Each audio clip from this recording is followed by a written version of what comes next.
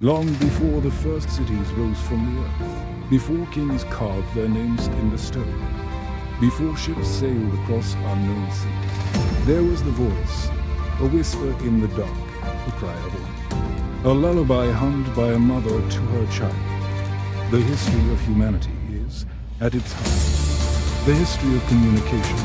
Words, gestures, and stories became the invisible thread binding fertile lives into something bigger than themselves. Without communication, there would be no man, no culture, no civilization. Imagine, for a moment, a group of early humans gathered around a flickering fire some 200,000 years ago. Shadows stretch across the cave walls. Predators stir in the distance. One hunter points to the tree line, his body tense. Another clicks his tongue, growls softly, imitating the sound of a lion. A third gestures urgently, urging the group to move. No one has yet invented speech as we know it, yet meaning flows through the gestures, sounds, and expressions.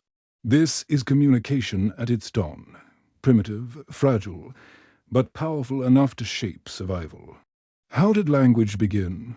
No one knows for certain. Perhaps it started with the imitation of sounds in nature, the buzz of a bee, the howl of a wolf, the rush of wind through leaves. Or perhaps it began with gestures, hands carving meaning through the air, much like apes still use today. Others believe language was born out of cries of emotion, instinctive sounds of fear, joy, or grief that gradually became symbolic. Some even suggest that language rose as a form of vocal grooming. Among primates, grooming binds communities together. But as human groups grew larger, there were too many relationships to maintain by touch alone. Words became a quicker way to bind, to comfort, to reassure. Whatever its origin, language was not invented in a single moment. It emerged slowly, a layering of sounds, gestures, and shared understanding passed down through countless generations. And yet, with language came a miracle. For the first time, humans could name the world. A word like tree was not the tree itself, but a symbol that represented not only this tree here and now, but all trees past, future, and imagined. Language freed us from the prison of the present moment. We could recall the past, plan for the hunt tomorrow, dream of gods who lived in the sky. This was humanity as first virtual reality, a space where the imagination of one could enter the mind of another. With language, we build bridges of thought that no other creature on earth had ever crossed. Language did not just shape our minds. It shaped our very bodies. The human throat descended lower than that of our primate cousins, allowing us to produce a vast range of sounds, but at a cost. No other species risks choking to death merely by eating. Yet this dangerous adaptation survived, because the ability to speak was so valuable that it outweighed the risk. In our brains, regions like Broca's area and Wernicke's area expanded, specialized for syntax and comprehension. Over generations, those who spoke more clearly, who understood more precisely, survived more often, passed on their genes, and slowly carved humanity into a species of storytellers. Language transformed our societies. With it, gossip became a powerful tool of survival. Through words, one could warn of danger, but also judge trust, reputation, and loyalty. One could know who cheated, who shared, who betrayed. Human groups expanded beyond the small bands possible in other primates.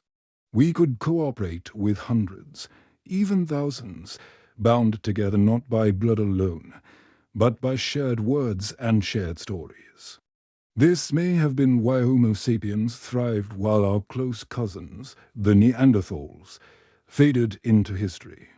They may have had speech of some kind, but perhaps not the same complexity, not the same power to create shared worlds.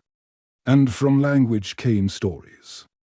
Picture again a firelit camp, perhaps 50,000 years ago. A hunter returns from the plains and begins to describe the chase. His voice rises, his hands mimic the thrust of the spear, the tumble of the mammoth. The children watch, wide-eyed, reliving the hunt through words. But soon the stories grow beyond mere description.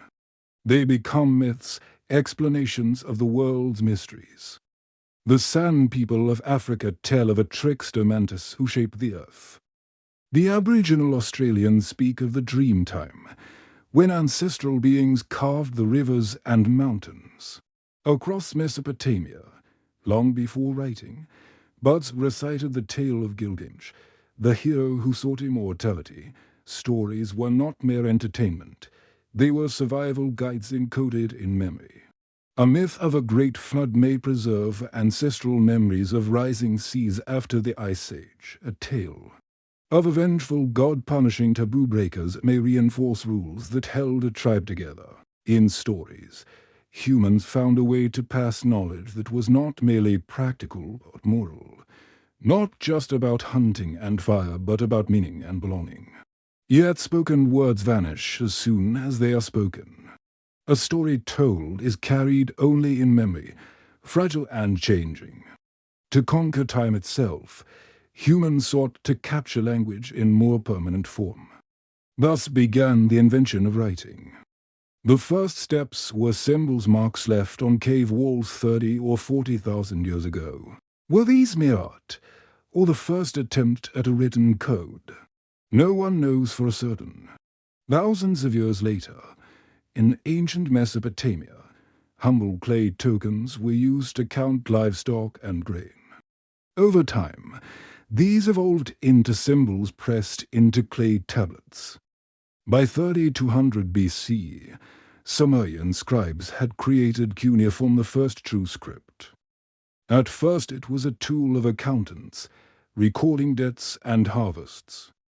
But soon it expanded, prayers to the gods, laws of kings, and eventually literature. Across the Nile, Egyptians carved hieroglyphs into temple walls and tombs, images both artistic and sacred. Each symbol was more than a sound. It was a bridge between the world of humans and the world of gods. In time, writing grew simpler. The Phoenicians devised an alphabet 22 symbols that could combine to form countless words. The Greeks added vowels, the Romans spread Latin letters across their empire, and from this lineage comes the script you're reading now. Writing transformed power. Kings could command armies across distances. Priests could preserve rituals exactly as they had been received. Merchants could record debts that lasted beyond memory. Writing made possible the complex webs of law, trade, and belief that held civilizations together. And when stories were written down, they achieved immortality. The Epic of Gilgamesh, once told by the fire, was pressed into clay around 2100 BCE. Homer's Iliad and Odyssey preserved the memory of the Trojan War. In India, the hymns of the Rigveda were collected. In China, the sayings of Confucius became the Analects.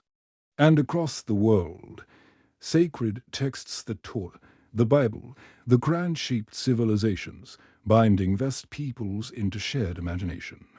From language to writing to stories, communication became the essence of culture.